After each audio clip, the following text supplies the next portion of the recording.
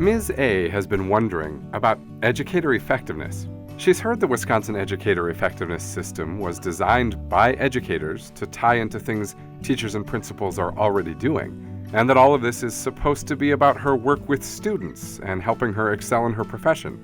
But she isn't sure. Can evaluations really support educators, or are they for comparing people? How does she know EE isn't really just about checking boxes or pointing fingers? Will it actually help her teach kids? To help bridge this gap, let's start with this. Of all the school-based factors that affect how kids learn, effective teaching has been shown to be the most important. And the second most important is principal leadership. That's why we should all be grateful that our educators are lifelong professional learners, working continuously to help more and more students on the way to graduating college and career ready. Grateful that they work with their professional learning communities to get inspiration and guidance. But wanting to get better and better doesn't mean it's always obvious how to move different aspects of one's own teaching from needing improvement to all right, from all right to really good, or really good to really great. How do you decide your specific goals year by year that will help more kids succeed? And how do you make sure you're reaching all kids? When you think about it, of course it's not always intuitive. Teaching is complex. Kids are individuals, contexts are unique, and every professional makes individual judgments about how to best use their particular strengths to help students succeed. So how could anyone ever give step-by-step instructions for all educators at the same time? Still, can we somehow make it easier for Ms. A and her colleagues to find answers to their questions about how to keep getting better at helping their students?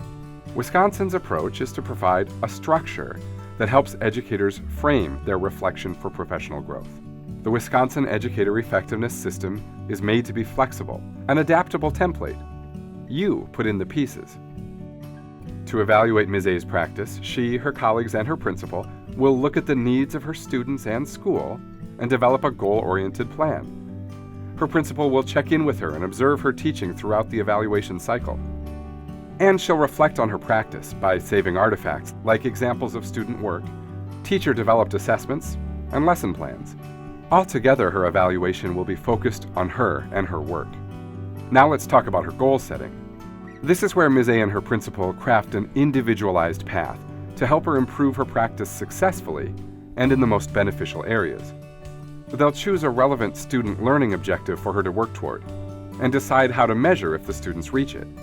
They might use a standardized test result for that, but they don't have to. They could look at a teacher-designed assessment or evaluations of student presentations or projects. Ms. A and her principal will discuss instructional strategies for her to use to get to that goal. Here, the EE structure becomes a great tool for deepening the collaborative relationship between Ms. A and her principal.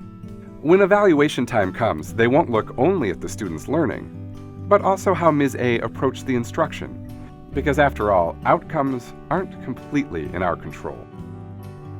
The other piece of Ms. A's individualized path is a professional practice goal.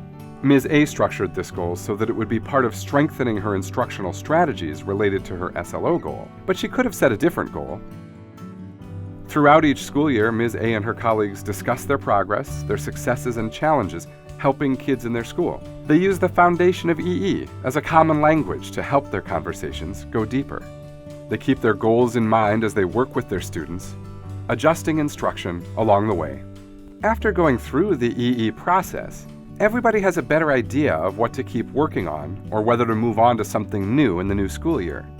So in the end, the system educators have designed in Wisconsin isn't about trying to measure the worth of an educator. For Ms. A, her principal, and her district, making the most of the flexibility of the system and of their chosen model was how they made it their own. It became their system for moving their classrooms, their school, their community, and themselves forward. That's what it's designed to be, a method to help educators be more effective in the work they already do to grow in their profession, a way to help all of us more quickly approach the vision of every child a graduate, college, and career ready.